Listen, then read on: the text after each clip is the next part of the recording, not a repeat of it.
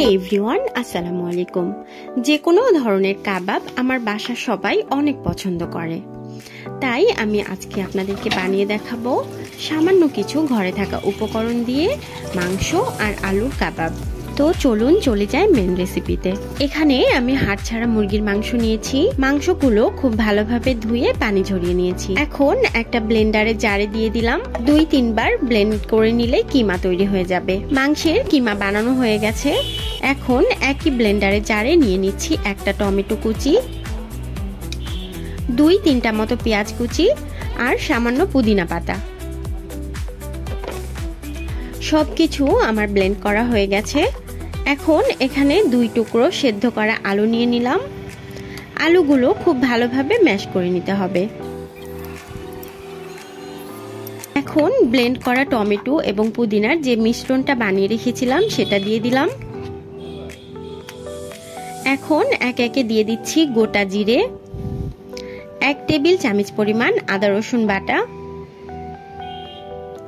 সামান্য পরিমাণ হলুদ গুঁড়ো, জিরে গুঁড়ো, ধনে গুঁড়ো, দিয়ে দিচ্ছি 1/2 টেবিল চামচ পরিমাণ চিলি ফ্লেক্স আর সামান্য গরম মশলা গুঁড়ো।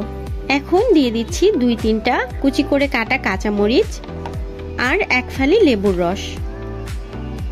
এখন স্বাদ মতো লবণ আর পেঁয়াজ বেরেস্তা দিয়ে সবকিছু খুব ভালোভাবে মাখিয়ে নিচ্ছি।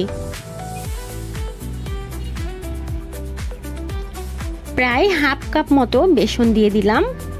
এখন এই বেসন দিয়েও ডোটা খুব ভালোভাবে মাখিয়ে নিব।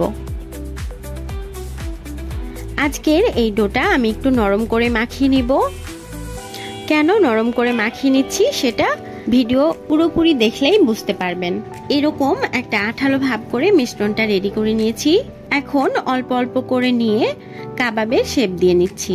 মিশ্রণটা হালকা নরম রাখার কারণে এখানে এক্সট্রা করে আমার কোনো ডিম বা ময়দার মিক্সচার কিন্তু বানাতে হয়নি। কাবাবগুলো কয়েকবার ব্রেড গামের মধ্যে ঘুরিয়ে নিলেই খুব সুন্দরভাবে ব্রেড গামের সাথে কাবাবগুলো কোট হয়ে যাবে। ঠিক এই কারণেই আমি মিক্সচারটা নরম রেখেছিলাম। এভাবেই সবগুলো কাবাব আমি রেডি করে নিব। এখন কাবাবগুলো ভাজার জন্য একটা ফ্রাই প্যানে তেল বসিয়ে দিলাম। তেল হালকা গরম হলে এক এক করে কাবাবগুলো ছেড়ে দিব। এখানে কয়েকটা কাবাব আমি ডিপ ফ্রিজে রেখে দিয়েছি। প্রায় 6-7 ঘন্টা পর বের করে একটা বক্স অথবা জিপলক ব্যাগে সংরক্ষণ করতে পারবেন 1 মাসের মতো। আপনারা চাইলে অনেক বেশি করে বানিয়ে রাখতে পারবেন। যখন প্রয়োজন হবে বের করে ফ্রাই করে নিতে পারবেন। এদিকে কাবাবগুলো এক পাশ ফ্রাই হয়ে গেছে। একটা কাঁটা চামচ দিয়ে উল্টিয়ে পাল্টিয়ে ভেজে নিচ্ছি। কাবাবগুলো অবশ্যই লো টু মিডিয়াম হিটে ফ্রাই করতে হবে। দেখেছেন আমার কাবাবগুলো কি সুন্দর ফ্রাই হয়ে গেছে, মাশাআল্লাহ। এখন কাবাবগুলো উঠিয়ে তেল ঝরিয়ে নিচ্ছি। আপনার পছন্দের যে কোনো সস, পোলাও অথবা বিরিয়ানি পরিবেশন করুন গরম গরম আলু আর মাংসের কাবাব। এরকম সহজ আর মজার রেসিপি পেতে আমার চ্যানেলটি অবশ্যই সাবস্ক্রাইব করুন আর লাইক কমেন্ট করে পাশেই থাকুন। আজ এখানেই বিদায় নিচ্ছি। আল্লাহ হাফেজ।